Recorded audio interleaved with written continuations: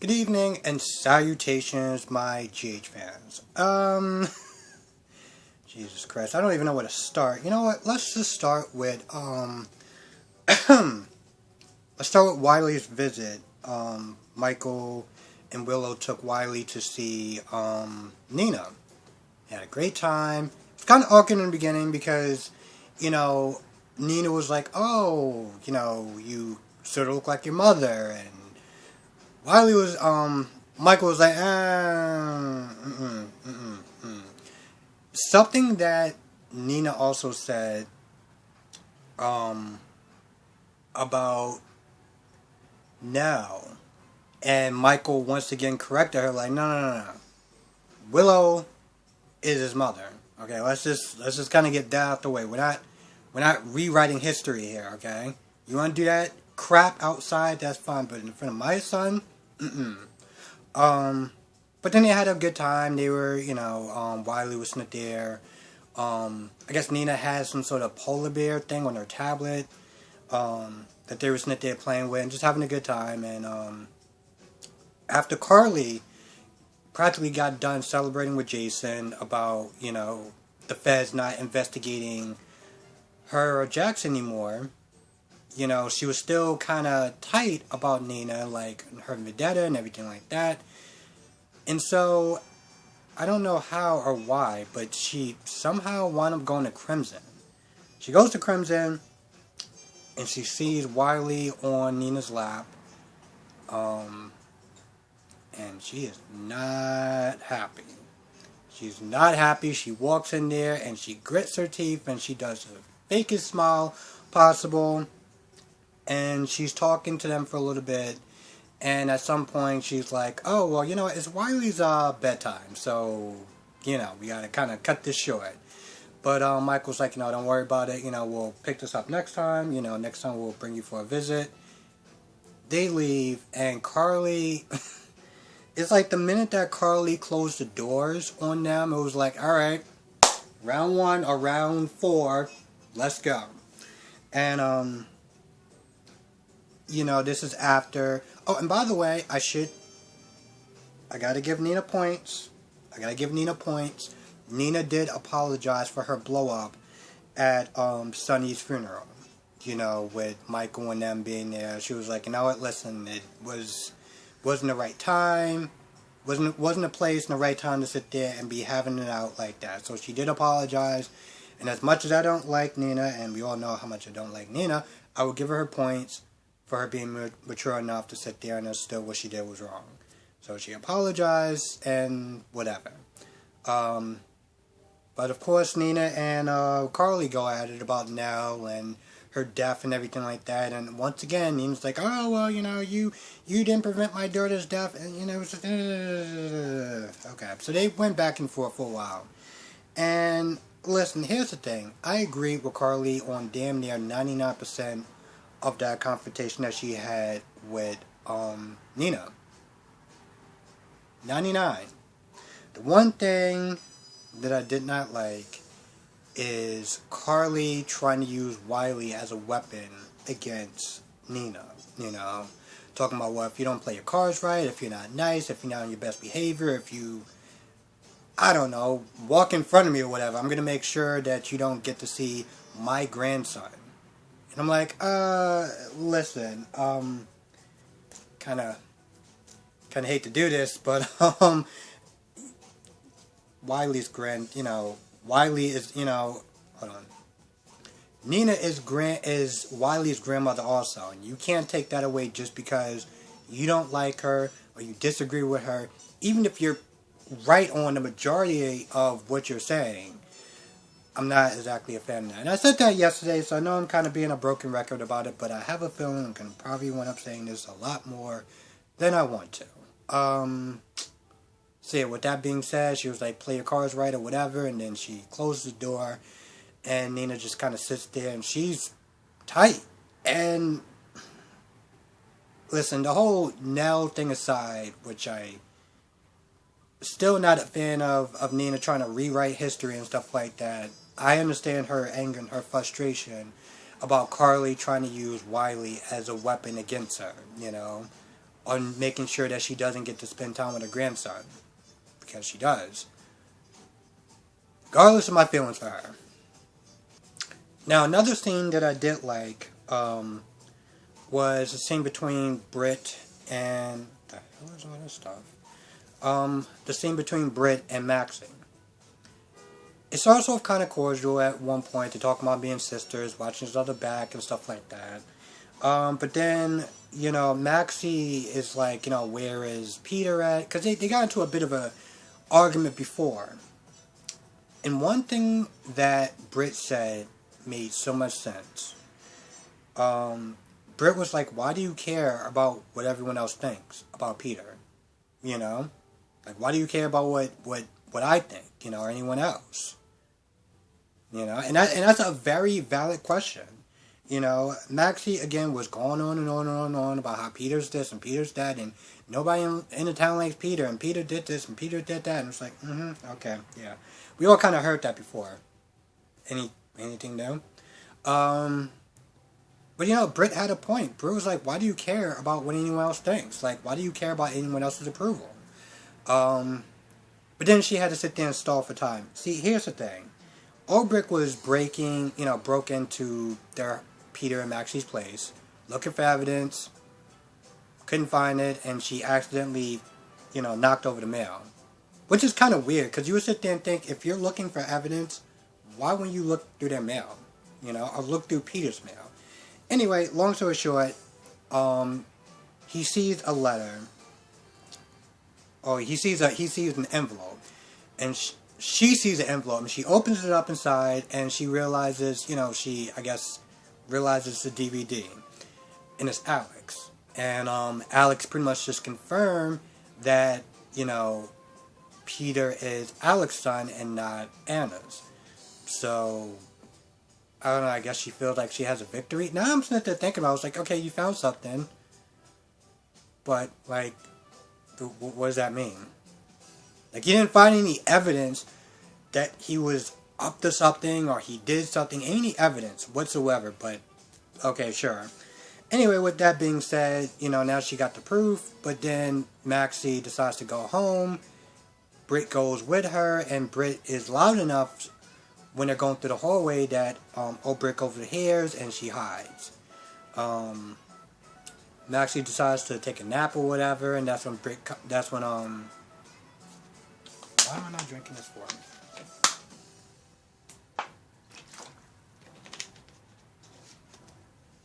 That's where Britt comes out. I mean, that's when Ulbrich comes out of whatever, I was going to say whatever dark hole that she came from. But I guess another room, and she was able to escape with, I don't know, her version of a smoking gun, which I'm not going to lie, don't really understand how that's actually a victory for her, but sure, whatever. I don't know, maybe we should use it against Anna. Maybe that's what it would be. Maybe we should use it against Anna to try to do something. I'm not really too sure. Anyway, Ulbrich escapes. Not Maxie. Peter comes back home. Now, another interesting scene was when Peter was over at Anna's place. So Peter was at Anna's place, and pretty much this whole scene is a test to see if Peter's going to tell the truth, if Peter's going to be honest about the stuff that he did. When Peter comes over, Anna's like, let's just kind of clear the air. You're going to be marrying Maxie. We're going to be really just kind of being a full family. So if there's any secrets, there's anything that I need to know that I can protect you from, you need to sit there and tell me. Well, Peter lies, because, that's what Peter does. And Anna is, heartbroken. And part of me was sitting there watching the screen and just sitting there just being like, well, Anna, Peter lied to you. Why? Because he's a liar. That's what he does. He is a liar. That's what I'm literally sitting there saying to my screen. Talk about, and honestly, tell you the truth, this was like an old file of Andre Maddox and the Assassin and Drew, and just kind of bringing up that stuff. And of course, Peter just denies. So with that being said, yeah, Peter lies to Anna, and then he leaves, and then Anna calls up Valentine, and it's like, you know, you're right. He didn't tell me the truth. You know, he's a bad guy, whatever. He's just been lying to us the whole time, and it's up to us to sit there and put an end to it. We've been letting him skate. We've been hiding, the truths and stuff like that. We've been protecting him long enough, but he has hurt enough people, and now we're quote unquote gonna stop him. And you know what? Honestly, tell you the truth, I have high reservations about that with Anna, because Anna, I felt like when Peter was sitting there talking to Anna, even though Anna knew that Peter was sitting there lying straight to her face, she wanted to believe it.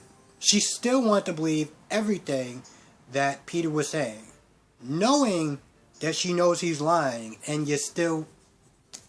So yeah, that's pretty much that scene. And of course, Peter comes back, and I'm not gonna lie. Every time that Peter kept smiling at Anna and stuff like that, I was like, the damn devil at this point, like just smiling and grinning like the damn devil. And Peter came back home, hugged Maxie, was like, you don't ever have to worry again, and has this dark look on his face, like he's a damn villain or something. And that's honestly, to tell you the truth, a lot of times when I'm sitting there watching this show and I'm watching Peter and stuff, Peter can be very friendly 1 minute and then flip, and then he's just a villain, like the villain of a movie, the villain of a Bond movie. That's how I feel how Peter is whenever he's talking, and he's so, I don't know if dramatic is the right word, but every time he gets into that dark mode, it's like he gets so dramatic, and not even a soap opera dramatic. I mean, like more like a action movie. He's like the last boss or something kind of villain. What else? So Alexis comes over Olivia's place. I don't know why is Olivia still actually there for, but sure, whatever. Especially when Olivia said she was going to leave, but whatever. So Olivia is with Olivia is with Robert, and they're talking about Peter and Maxie, and what is, Robert going to do? Is he going to stop the wedding? Robert is torn because he doesn't want to alienate Maxie, but he wants to do the right thing for her. And that's when they get a ring, that's when they get a, knock at the door or whatever. Robert's like, I'll answer it. And I'm sitting there thinking, did y'all just like lay off your staff or something like that? Why isn't like the butler or the maid or anyone just like answering the door? But whatever. So Robert answers the door, sees Alexis, like, you shouldn't be here. Like now, like right now, you should just turn back around and go home. But Alexis wants to sit there and apologize, make amends, kind of just own up to it. And when Olivia comes down, Alexis like, let's talk, let's hash this out, let's kind of, let's do it. Robert's like, I don't think that's a good idea, but Olivia's like, I got this, don't worry about it. So they go into the living room, they talk, and first of all, Alexis, once again, she's like, oh, I'm sorry that, Alexis and her whole, I'm sorry that I almost killed Dante by accident. I'm sitting there thinking, would you would have had that same energy if the roles were reversed and Olivia accidentally hit Sam or Molly or Christina with a car? Would you have that same level of listening to somebody, like, apologize for almost killing your child? Like, it kind of irked me so much hearing her constantly say how sorry she was. But after their talk, Olivia's like, listen, you just need to get clean. You need to kind of just sober up, really kind of put in the work. But she did, in some ways, admire the fact that, unlike the last time when they, when Alexis slept with, Ned, she didn't own up to it. But this time she's owning up to it, and she, she wasn't like just drinking or anything like that, just kind of staying far from the situation. She just, confronted her, So she gave her points for that. if nothing else, I'm not gonna lie, I kind of thought that she was gonna whoop her ass. Because that was the vibe that I kept getting every time that Olivia was talking about Alexis. Like, oh, constantly talking about her like she was gonna, well, beat her ass. So the fact that she didn't was a lot of restraint and kind of unrealistic, but sure, whatever.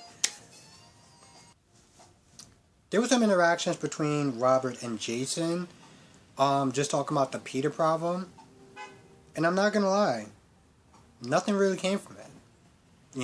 Nothing really came from it. I think the only thing that I kind of took away from it was the fact that even though Jason is handling Sonny's territory, Robert is like, well, just let's not forget about Peter, because you kind of want to make sure that you're interested in a lot of things, just to make sure that you kind of are with me with the whole Peter situation. That was it. Honestly, to tell you the truth, besides that, I felt like their conversation was somewhat pointless. Because, well, I didn't really get anything out of it. They didn't talk about anything new. They didn't really talk about how they were going to sit there and solve the quote-unquote Peter problem, except for the fact that it's there and that he doesn't want Jason to ignore it. Please, if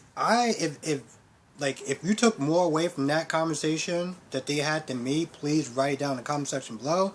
I don't want to sit there and say it was a waste of a scene, but in some ways I felt like it was. But if you disagree, again, write it down in the comment section below. Because I've been wrong. Michael talks to Willow, and once again, I'm not going to lie, they're still somewhat in limbo. Michael says sorry to Willow for making her watch a movie, and then Willow apologizes to Michael for interrupting the kiss between Sasha and Michael. And in the end, that was pretty much about it. I feel like, honestly, to tell you the truth, that whole conversation is like they were both dancing around their feelings. And they seem like they're going to be dancing around their feelings for way too damn long. I mean, here's the thing. If people are sitting there rooting for these couples and rooting for someone to get together with somebody else or somebody else to get together with somebody else, honestly, to tell you the truth, I don't really know when that's going to happen. Every time that Willow is with Chase, Willow talks a lot about Michael, talks about their family dynamic, and is constantly not talking about the fact that she has feelings for Michael as well. And I'm not gonna lie. Sometimes I don't even care about what's going on with Sasha and Michael. I really don't. Cause that date, I don't really know about this whole damn situation. And even when I'm talking about it, I feel like I'm just being a mess just talking about it because, well, it's just so much of a messy damn situation. Yeah, I honestly think that's about it. I'm not gonna lie, if anything else that I missed, please write it down in the comment section below. Yeah, write it down in the comment section below if I missed anything. I don't think I really did, but I don't know. A lot of people were interacting with a lot of other people at some point, so I probably could have missed it or missed anything. And again, with the whole Carly and Nina situation, Nina was pretty much just blaming Carly for the death of her daughter and yada yada yada yada yada. And honestly, to tell you the truth, I'm not gonna lie, that conversation, that argument is just falling on deaf ears, at least with me. But again, I don't like the fact that that Carly is using Wiley as some sort of weapon to kind of like tame Nina or anything like that, because to be honest, the investigation's over, so she can't really cause any more trouble for her on a legal note. So like, I feel like in some sense it's kind of unnecessary. And I get that, Nina is trying to rewrite history and trying to, I don't know, I guess, poison or warp Wiley's mind of what Nell was like. Maybe, but besides that, Carly needs to kind of just take it down a notch. Anyway, with that being said, I'm going to go. Thank you so much for watching. Let me know what your thoughts are on this episode. Did you like it? All that good stuff. I will catch you in the next review.